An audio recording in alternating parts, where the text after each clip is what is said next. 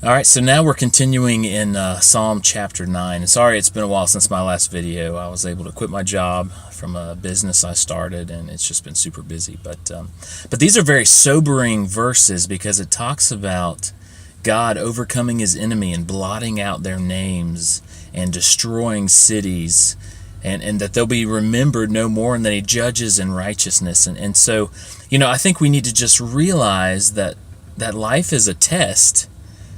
Are you going to believe in God? Are you going to trust God? Are you going to do things his way? I wish you could see how big he is compared to us. One of my favorite verses says that God or the nations are a drop in the bucket compared to God. Now just think about the nations, past, present, future, are a drop in the bucket compared to God. And so many of you are just worried about the people around you and what they think. And I don't want to offend anybody. I want to be politically correct. Well, that's crazy. And you're failing the test, and you're going to be forgotten, right? Because if life is a test, and those of us who get to pass by believing in Jesus Christ, because it says that he judges in righteousness, and the righteous, it doesn't say that in this verse, but it says later on that the righteous live by faith.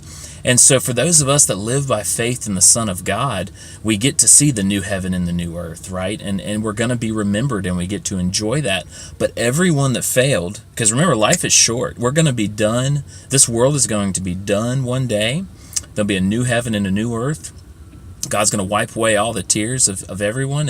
And for the people that didn't care about God, they feared people more than God. They loved people more than God. They loved themselves more than God. They loved God's stuff more than God. They failed the test, and they will be forgotten. That's sad, and I don't want that for you. I don't want you to be forgotten. I heard about a survey that was given to people that were elderly, and it was the three things that they regret in life later on. They regret not taking more risk in life. They regret not spending more time with their family, and they regretted not giving themselves to something more lasting.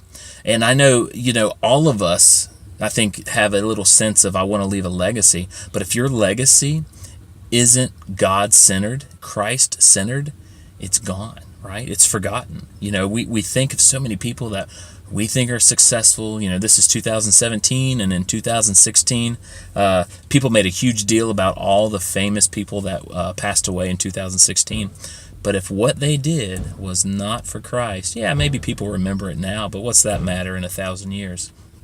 It won't be remembered.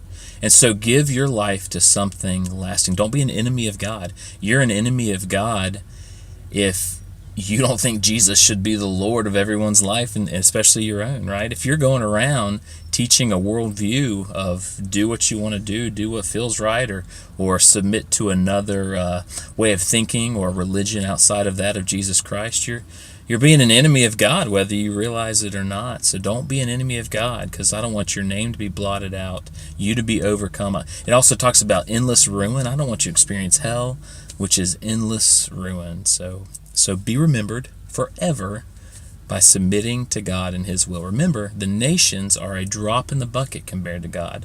Don't be afraid of the nations. Don't be afraid of people. Don't try to please people when it goes against God. Please God no matter what.